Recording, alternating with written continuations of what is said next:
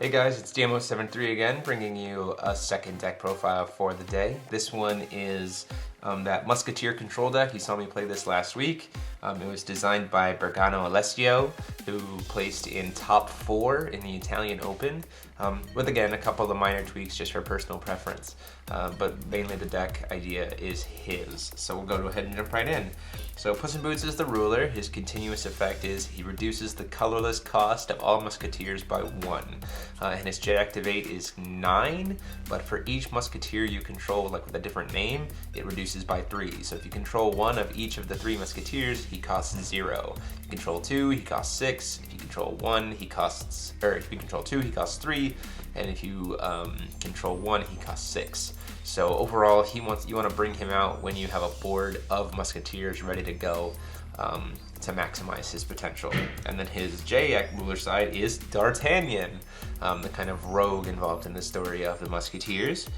He has Pierce, which means that any damage he does in excess of the defense of the creature goes through in damage. He has target attack, so he can attack untapped things, and he buffs up all Musketeer Resonators. So not himself, because he's a ruler, but all your Musketeer Resonators gain 4/4. That is a huge bump out of nowhere. And he's not too bad himself. He's got a 1,800 stats, so he's a 1,000 attack, 800 defense. So not too bad, but his continuous effect really just makes pushing for game really easily when you have a board full of Musketeers, which is what this deck is designed to do. So let's go ahead and jump right into the stone list. This is a bug list, so we run, that's blue, black, green. So we run 4 Magic Stones of Black Silence, 4 Magic Stones of Deep Woods, and then 2 Magic Stones of Gusting Skies, which I can only assume was for his side deck, to be able to side deck into some light tech choices. You're only going to be using this for green in the main deck. But based on your personal side deck. So these could be pretty much whatever kind of alternate green something you want it to be, but you want to have all 10 stones be green because of the Gretel stuff and the fact that all the Musketeers are green. So let's jump right into the monsters. The one thing that I've noticed about this deck, and I saw you noticed, was this deck uses a lot of draw power, like a lot of draw power, and it's running water, so ta-da, Cheshire Cats appear and everything. It's basic 1-drop draw power, you know, just to kind of start the loop. So we'll go ahead and not talk much more about that. And then we are running ramp, so we run the 4 Elvish Priest and the 4 Gretel. This helps pump up your mana a lot, really, really fast. In addition to the fact that this deck runs the Aramises, so that generate extra floating will. These are going to be what you use a lot to make sure that you can get your plays off and still have the counters from your opponent's turn. I'm sure you guys saw in the video, and if not, you'll see in the video what I mean when I say Law of Silence chaining is really, really important, and that's what Elvish Priests are kind of all about. Same with Gretel, so just making sure you have mana to make your plays during your turn, and you always have that 2 mana to be able to Law of Silence your opponent to create that chain. And then Gardea can pump up stuff, can make sure that you grab the stone that you want for what you need. So really good. You only run 2 because this deck doesn't really heavily rely upon getting a specific color, but the added bonus of being able to pump something 800 or 400 is really nice. So that's what the 2 Gardeas are for. Plus you can turn 2 Gardea with Elvish Priest, so 8/8 body on turn 2 seems good. Then you have your 4, the Musketeer package, obviously. 4 Athos, you're going to use this to search for your additions. He only ran 1 addition, he only ran Witch's Daggers, so he would grab Witch's Daggers, I think immediately would put it on an Athos, and then be able to just tap and mill the Athos, or he would just bring it into his hand instead of attaching it to Athos, pop it on a Gretel or something like that, and draw 3 cards. I thought that, you know, there was some better plays to make with that, so I changed the lineup of the additions a little bit, but that was primarily what Athos is used for. Again, to dig into the deck, draw power, draw power, draw power. So that was all what it was for. Then 1 Porthos, I'm pretty sure he just put this in there just so that he could get D'Artagnan out for 0. But other than that, it's not really amazing, but it's also not terrible. It's a 7/4 with Pierce. So that it becomes a 2-drop with Puss in Boots, so that's not terrible, but it's not super important. So I think he just put that in there just to make sure that he could get Puss in Boots for 0 drop, J-activate. And then the real winner of the deck is Aramis, in my opinion. Aramis chaining is pretty awesome. Like, say you have a Porthos, you can go pay 2, have an Aramis, generate 2 floating wills, spend them, play an Aramis, generate 3 floating wills, spend 2, play an Aramis. You have 4 more floating will, bringing you up to 5 floating, and you just keep generating all this floating will while at the same time generating a huge board, so you can play cards out of your hand without committing your mana stones, and you can just kind of chain up mana while also generating a huge board presence. That's why I like Aramis the most, but that's also probably why this deck did so well, is because it could mass a board presence and make all its plays without using a lot of its mana stones after a certain point, so it could really control the game state while also investing a huge amount of board presence. And then it ran a small darkness package, not a ton.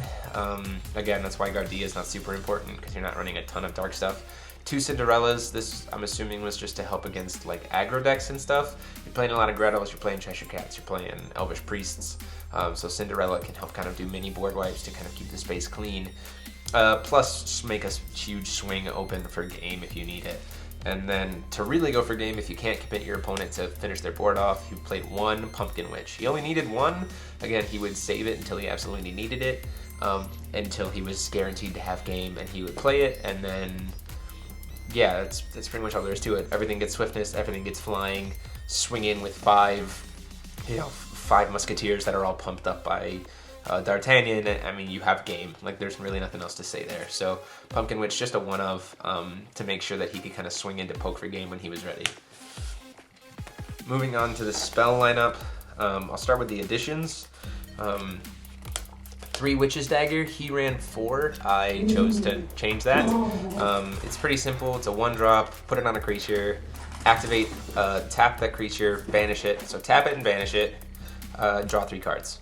You could do this in response to stuff, so it was great for when he was potentially going to have a monster being removed or get a dead Gretel on board. You would do it to draw 3 cards. You can't use it on Cheshire Cat, but you can use it on anything else, and it helped him draw into his deck a lot, which was really awesome. And then I put in 2 Crucifix. I just think that making Athos an 8/8 untargetable, unattackable target is just really good. I mean, it makes it so that you can have a consistent presence on board that can't be attacked. So like, you can swing in if they have a bunch of little bodies, and you don't have to worry about it being taken out next turn. And if you have D'Artagnan, it becomes a 12/12. Like, that's good. So I really just put in a couple Crucifixes just for personal preference, because I think Crucifix plus Athos is just too good to not use. And then he ran 2 Voice of the False God. This is what he used a lot for his like Cheshire Cat draws and stuff, to generate extra draws from that. You banish a Resonator you control. It doesn't target. Yay! Because it's cost, so you can use Cheshires. Draw 2 cards. But if you thing you banished was a human, draw 3 cards. So he'd use this for on a Cheshire Cat to draw 2, or on a Gretel to draw 3. And it's an instant, so you can do it in response to stuff. So that is just good. And again, draw power, draw power, draw power was all this deck really wanted. He ran 3 Cake Zones. I only run 2, just because I had to make room for the Crucifix. In testing, maybe try and find room for my 3rd one, but 2 has been pretty fine so far, especially with what card comes next. Just a quick spell cancel, and you can draw cards if you have Gretel on board, so it's pretty good. It's only a 2-drop, and again, control decks, so yay, absolute Cake Zones. And then, the big heavy hitter of this deck, I was really surprised by what this did. Law of Silence is huge. Being able to do Law of Silence chains, like in the video you'll see I Law of Silence Nick 3 turns in a row, and he just like can't do anything, all at the same time while I'm massing a huge board. A lot of decks had a hard time managing this, because it was essentially just like, I waste my turn just so I stop you from getting a turn, and I couldn't really maximize the play. But with Aramis and all the floating will you generate, Law of Silence in this deck is really good. So it runs 4s, just so it can keep locking your opponent down. Plus, the next card makes it so you could potentially run 8 of these, and it's too good. Which is the 1 Necronomicon. He would spend a lot of time loading up his graveyard with like his, Witch's Dagger, Voice of the False God, all that kind of stuff. playing all of his Law of Silence over and over again, and then he would just do Necronomicon and be able to reuse it all. So potentially he could do 8 Law of Silences in a row, and when your opponent can't play anything for 8 turns, I mean, you win. Like, there's no way around that. Again, just 1 because he had so much draw power that he didn't really need to put more than 1, and he only really wanted to use it when his graveyard was already too full.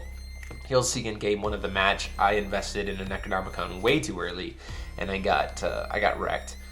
So that showed me that Necronomicon is definitely a late game play for this deck, especially when you have your graveyard fully loaded.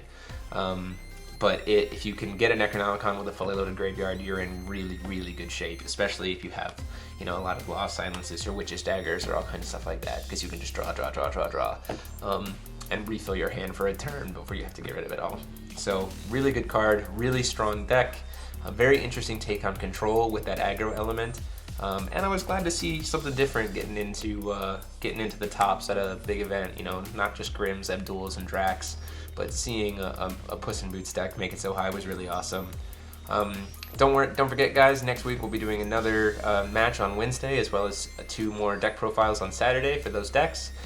Feel free to like, comment, and subscribe. Let me know what kind of decks you'd like to see in that feature match. And as always, guys, this is CMO73 signing off.